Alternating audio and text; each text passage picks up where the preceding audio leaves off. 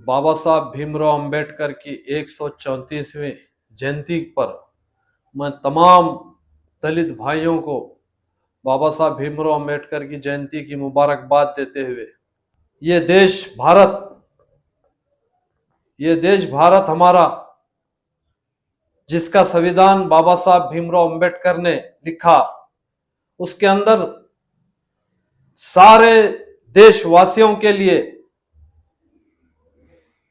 जितने सहूलतें देना है, जिसके जिसके अपने अपने धर्म के आधार पर सारी सहूलतें उस संविधान में लिखी गई।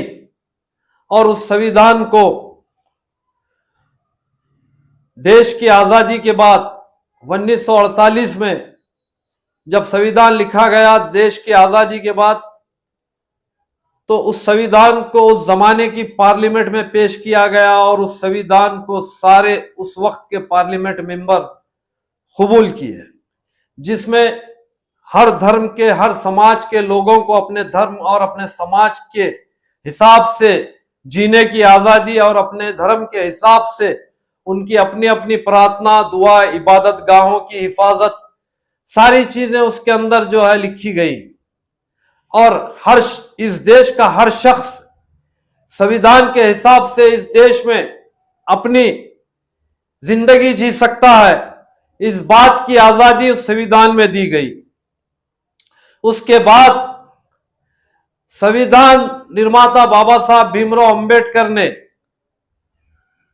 दलितों के लिए जो अलग से रिजर्वेशन रखा, फिर और इस देश के रहने वाले लोगों के लिए अलग अलग कानून उनके मजहब के हिसाब से बनाए गए और उनके मजहब के हिसाब से उनको जीने की आजादी दी गई।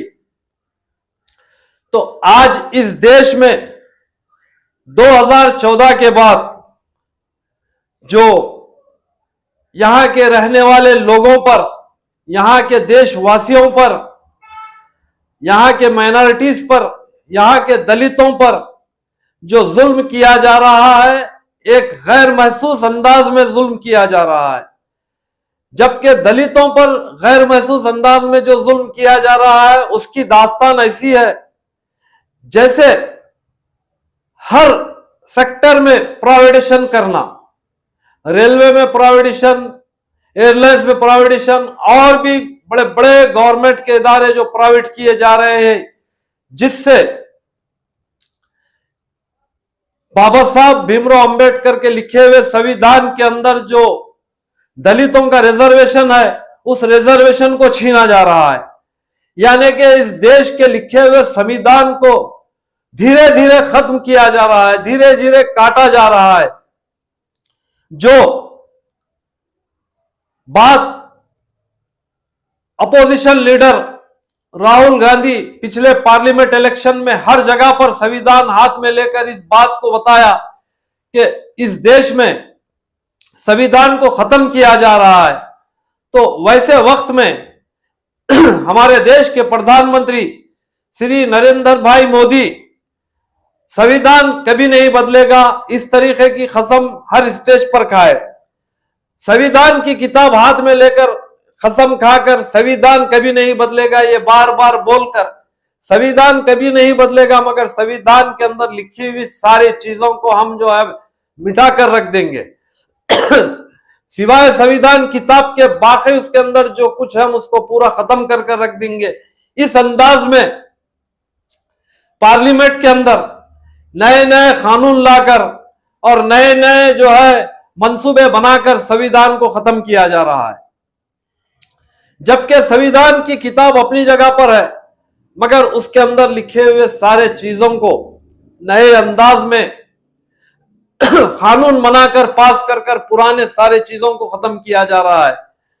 इस देश के दलितों को जिस तरीके से जुल्म किया जा रहा है, उसकी आवाज 1983-84 में बाबा साहब भीमराव अंबेडकर के बाद एक ऐसे दलित लीडर ने उठाई जिसका नाम श्री काशीराम जी है, जो 1983-84 से लेकर 1996 तक बेइंतहा स्ट्रगल किए और उनका जो स्ट्रगल था, उन्होंने हमेशा 85% लोगों की बात करते थे, जिसके अंदर दलित, मुस्लिम और तमाम माइनॉरिटीज, दलित मुस्लिम के अलावा तमाम माइनॉरिटीज और छोटे बड़े तमाम लोग उसके अंदर जो है शामिल थे, जो 85% की बात करते थे।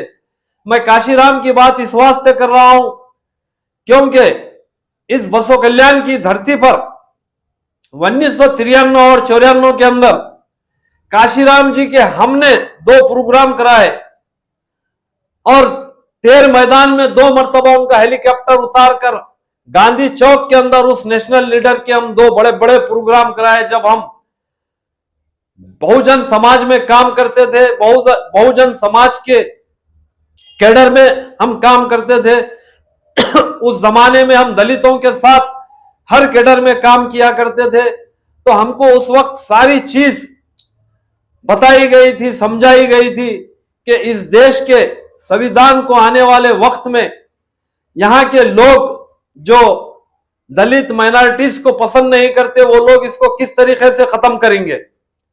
तो जो चीज हमने 93-94 में सुनी थी, आज उसके ऊपर अमल होता हुआ हमको नजर आ रहा है। तो मैं ये बात जो बता रहा हूं इसलिए बता रहा हूं, कभी ट्रिपल तलाक के ऊपर बिल लाया जाता है, कभी वक्फ बोर्ड के नाम पर बिल लाया जाता है।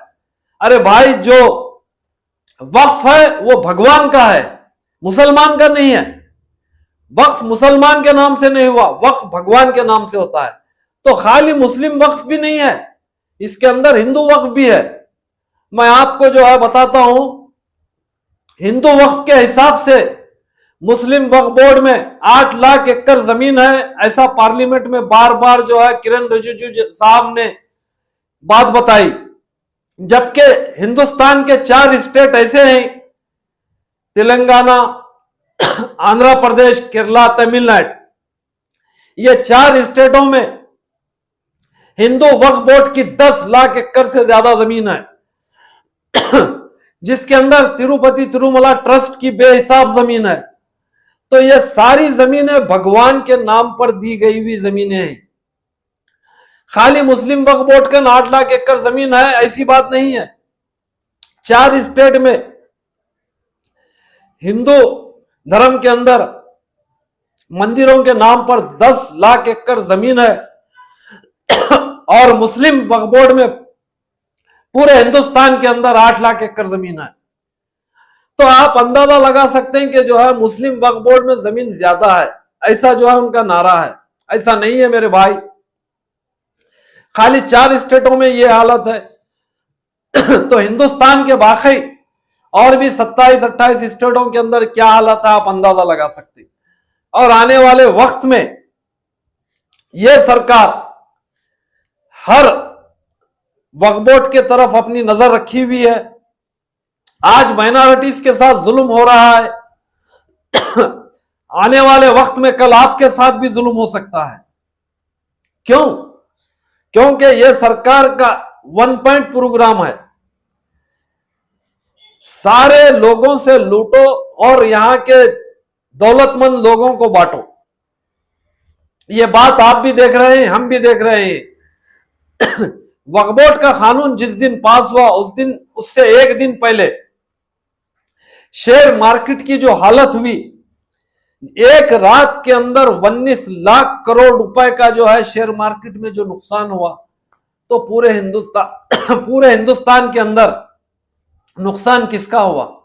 हिंदुस्तान की अवाम का हुआ, ना कि किसी बड़े सेठ, करोड़पति, दौलतमंद आदमी का हुआ। जो हिंदुस्तान की अवाम जो शेयर्स मार्केट में अपने जो है छोटी छोटी रकम लगाकर कुछ पैसा कमाने की नीयत से पैसा लगाती है, उस हिंदुस्तान की अवाम का नुकसान हुआ। तो इस नुकसान की हमारी हुकूमत को फिक्र नहीं है, हमारे प्रधानमंत्री को फिक्र नहीं है। फिक्र है तो खाली सिर्फ और सिर्फ अपने करोड़पति दोस्तों की फिक्र है। तो ये देश जो संविधान से चलने वाला देश है, इस देश में संविधान को आहिस्ता आहिस्ता खत्म किया जा रहा है। तो मैं आज बाबा साहब भीमराव अंबेडकर की 134वीं जयंती पर ये बात की इत्तला तमाम दलित मुस्लिम और जितने बाबा साहब भीमराव अंबेडकर के लिखे हुए संविधान पर रिजर्वेशन का फायदा उठाते हैं, उन तमाम दलित भाइयों से अपील करता हूं कि आप इस बात को समझो। ये देश के अंदर संविधान को ताक पर रखकर नए नए कानून पास कर कर जिस तरीके से संविधान को बदलने की कोशिश की जा रही है, इसके वास्ते आपको भी जागरूक होना पड़ेगा, हमें भी जागरूक होना पड़ेगा, इस देश के हर नागरिक को जागरूक होना पड़ेगा। ये जो संविधान है, इस संविधान के हिसाब से हमारा भारत देश सही चल सकता है। इनके लाए हुए संविधान के हिसाब से भारत देश में आने वाले वक्त में अंदाजा है कि खाना जंगी हो सकती है। मैं इस बात की इत्तला देते हुए मैं अपनी बात खत्म करता हूं। संविधान जिंदाबाद।